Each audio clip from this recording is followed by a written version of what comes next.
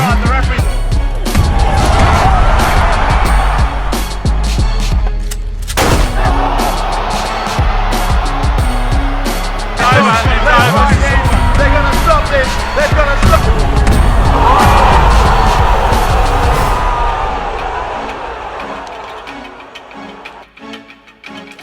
to the motherfucking relay. We're covering today's top boxing news.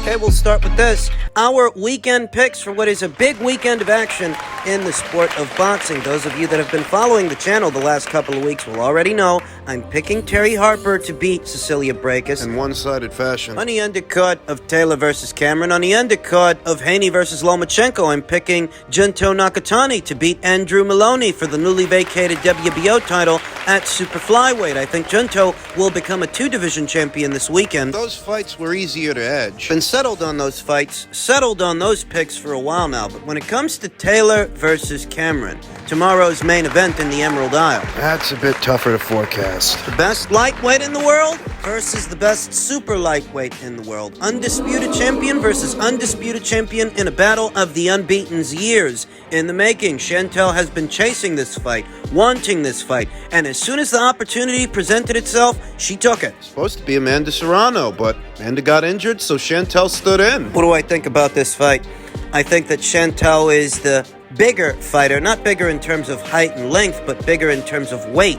She's a full-fledged 140-pound fighter. I think she's bigger than Katie Taylor will be the night of. Stronger punch for punch. Though not faster. Doesn't necessarily have the faster hands or the faster feet. I think Chantel Cameron's going to be the aggressor. I think Katie Taylor's going to be the defender with an aesthetic, something akin to what we saw in the Taylor versus Lenardatu fight. Katie Taylor's first fight at 140 pounds. This would be her second. It's a situation to where normally there are a lot of shots there for Chantel Cameron. Opposite the ring fighters like Jessica McCaskill, Ana E. Esther Sanchez. Common opponents between Chantel and Katie. Mary McGee. Under normal circumstances, Chantel Cameron doesn't have to work too hard to find her opponents in the ring, but opposite the ring, Katie Taylor, she's much more slippery, much more tricky than any girl that Chantel has fought so far. I think we're going to see that. I think we're going to see Katie Taylor coming in at a slight crouch, slipping, rolling, and riding punches from Chantel and getting off counter left hooks. I think that both fighters are very effective in the pocket, but I think that Katie Taylor's punches are a little shorter than Chantel Cameron's, thus they reach the target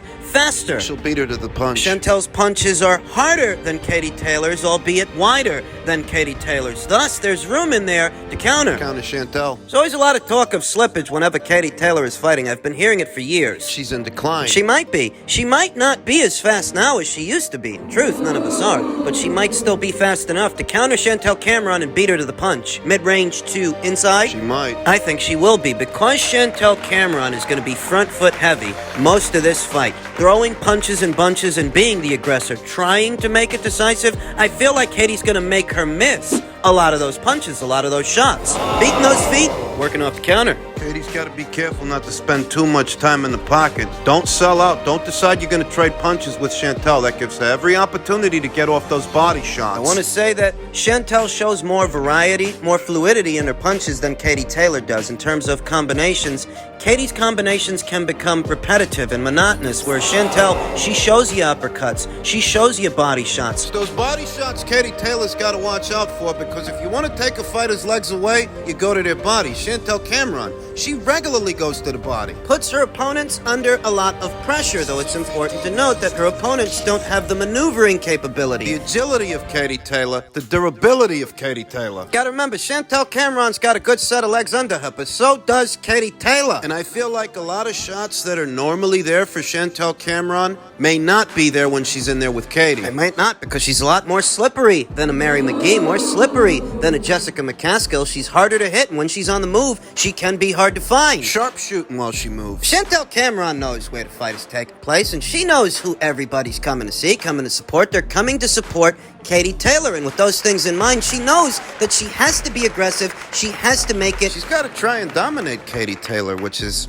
Easier said than done, but she's got to try to stop her. Expect a lot of volume from Chantel. I expect punches in bunches, but I expect a lot of those punches to miss because while Chantel is more heavy-handed than Katie, she loads up on her shots more than Katie. Katie shoots from the hip. Maybe that's why she's quicker to the eye, quicker to the draw. Not in unfamiliar territory. Katie Taylor and Chantel Cameron met at least once in the amateurs many years ago. Katie won the fight. I think she's going to win this weekend. Well, I don't fault anyone who's going with Chantel Cameron to be too big and too strong, too youthful for today's Katie Taylor. It's a 50-50 fight. I'm taking it on faith that Katie still has enough left in the tank to beat Chantel Cameron like she did before. Chantel Cameron, who's going to look to set everything up off the jab and end up getting her jab countered by Katie's jab, which is a little quicker, a little shorter. That'll stun her. That will disrupt her. Katie slips off to the right to shoot the left, Causing breaks in Chantel's momentum. openings for Katie Taylor to fire off some rapid-fire combinations and evade the pocket. Get out of there. No, it wouldn't surprise me if Chantel upset the apple cart for Katie. But Katie is so much trickier than anybody that Chantel has faced so far. So much trickier than anybody she's fought in the pro ranks. Chantel's not used to missing punches, and she's not used to being countered. Those breaks in the momentum can make a fighter hesitant and tentative, a normally aggressive fighter. So it's either Katie Taylor is going to slow the fight down and exhibit the better boxing, or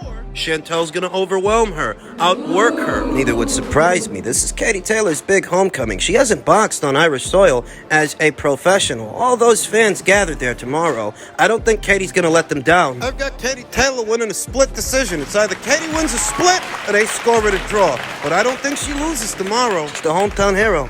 And the reception that this fight is getting, it's enough to inspire anyone. I think Katie's going to fight with inspiration tomorrow. Chantel, too. Katie will prove to be the better woman on the night.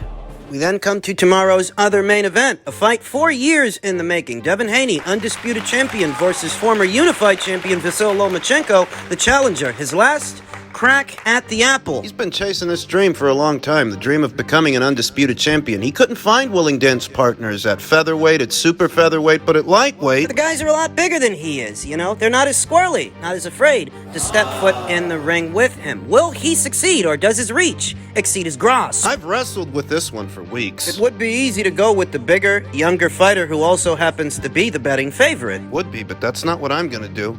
I'm going with Vasyl Lomachenko. Here's why. I ain't got a horse in the race. Don't bother me none if Devin wins tomorrow, or Vasyl Lomachenko. It's the styles of the fighters that I can't ignore. Devin Haney is a textbook pure boxer. Economic, defensively minded, staying behind his jab, fighting long range. Whereas Vasyl Lomachenko, he's the opposite. He's a mid-range to inside volume puncher. Yeah. Almost bordering on a pressure fighter. The edge in power has to go to Vasyl Lomachenko. Devin Haney's a lot of things, but a strong puncher ain't one of them. Slight edge in speed for Devin. Certainly got the edge in youth. Tail of the tape, he's the taller fighter and the longer fighter, the bigger fighter. But I feel like that's a detriment going into this fight, not an advantage. It's harder for Devin to make 135. He's been killing himself to make that weight for a while, and per reports, he didn't nail the weight on the first try. He didn't nail it on the first try. It took 3 tries before he officially made the weight. See, I don't like that. I got no horse in the race. If Devin wins, then great. Vasyl Lomachenko wins, same things. But there are certain glaring aspects of this fight that I cannot ignore, and that's one of them. It's harder for Devin to make the weight than Vasyl Lomachenko. So even though he's bigger and he's younger, he might have had a harder camp than Vasyl Lomachenko. St. George Cambosos, you know. He perhaps can beat the Jojo Diaz's and Jorge Linares's and George Cambosos's of the world at just 75% or 80% of what you've got. He's talented enough to do it, but this fight presents challenges to Devin that he hasn't seen before. Those guys ain't got feet like this guy, volume like this guy, accuracy and punch picking like this guy. Devin Haney is an orthodox fighter, whereas Vasyl Lomachenko is a southpaw. Devin Haney's money punch really is the jab. Exhibits great range control with that jab. Though mid-range to inside, he's vulnerable. We saw that in the Diaz fight. We saw that in the Linares fight, where he got hurt. Linares hurt him with that trademark right hand, one of the best right hands in the entire weight class. If Linares can hurt him with the straight right, I believe that Vasyl Lomachenko can hurt him with the straight left. Darting off to the side, outside of Devin Haney's jab,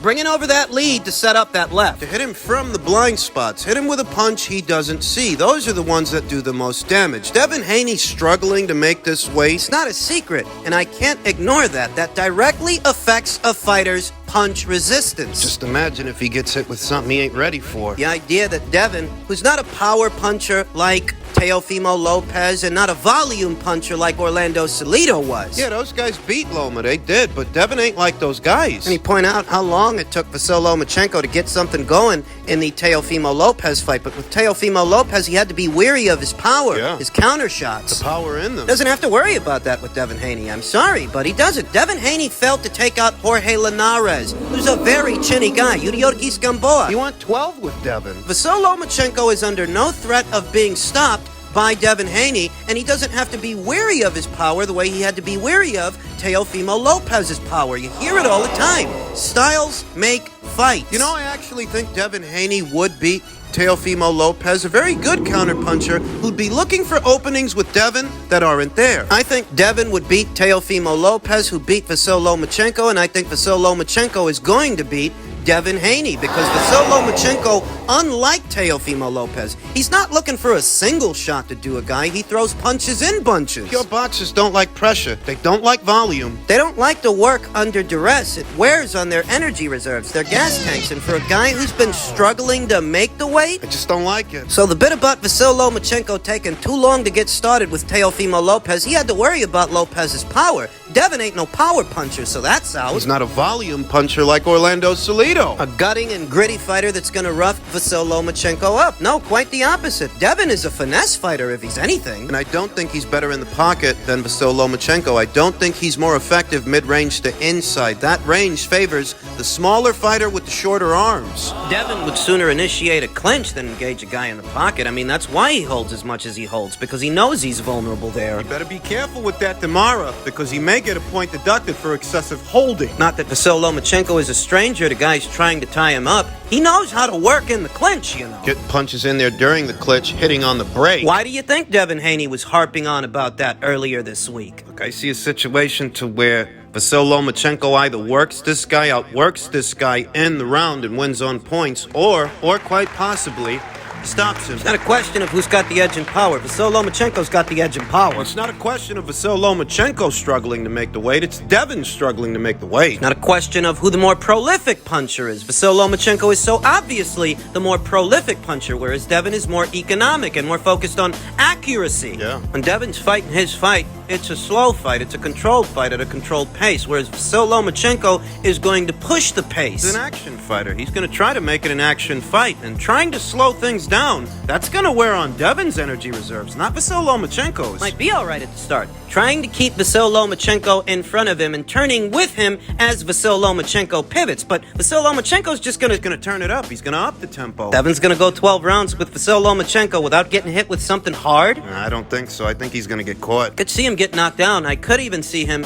getting knocked out late into the fight when the pace of it catches up to him. Going with Vasyl Lomachenko. Short hooks to the body, mid-range to inside, uppercuts up the middle, straight left down the pipe. Straight to the head or the solar plexus. Vasyl's more the combination puncher than Devin Haney. I think that goes without saying, and he can do damage with those combinations. Just don't think Devin's got the firepower to keep this guy off of him and keep him out. Don't. Going with Vasyl Lomachenko to win tomorrow night.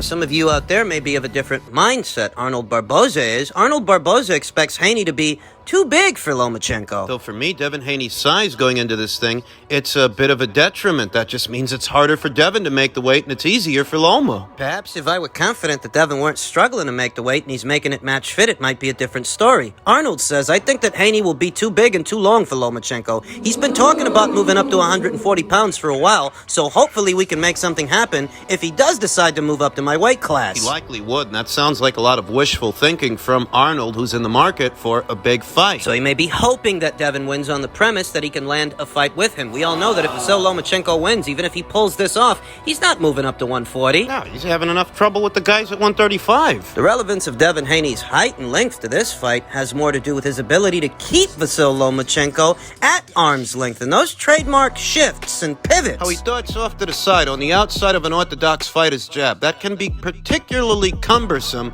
for Devin Haney, because he's going to have to keep turning with him, and the more he does that, the more energy he burns in trying to keep up with him. There's no such thing as a free lunch. Everything costs something. You keep turning with this guy and turning with this guy, he'll get you tired. That's what he did to Jermaine Ortiz. Jermaine Ortiz in his very last fight. Very big guy, just like Devin Haney. I'd argue Jermaine Ortiz is actually more fluid mid-range to inside than Devin is, and Jermaine was doing all right, but he faded down the stretch. Pace of the fight. Also argue that Jermaine Ortiz is more of a combination puncher than Devin Haney, lands with more authority than Devin. Chino. Arnold Barboza's going with Devin on the premise that he's too big for Loma, whereas Paulie Malignaggi, he's backing Vasil Lomachenko. I don't know that we can take it from him. I've long felt like Paulie Malignaggi, he's got an axe to grind with Devin. I don't know why. He picked Kambosos to beat him. I didn't. I picked Lomachenko. I haven't seen enough of Haney yet against that elite level competition. He's got talent, but in order to see how much that talent can actually blossom, you need to see it tested against a higher level of fighter